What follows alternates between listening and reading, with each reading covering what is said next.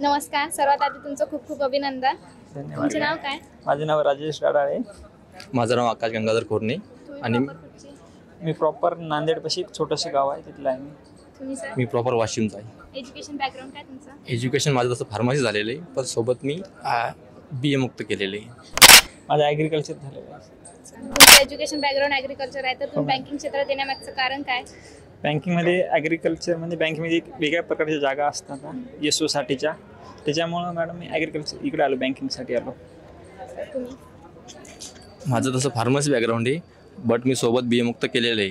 आणि बँकिंगमध्ये येण्याचं कारण की यामध्ये ऑपॉर्च्युनिटी खूप जास्त आहे ॲज कम्पेअर टू फार्मसी, त्यामुळे मी इकडे आलो. स्पर्धा परीक्षा काढण्यासाठी त्यातली एक महत्त्वाची क्वालिटी?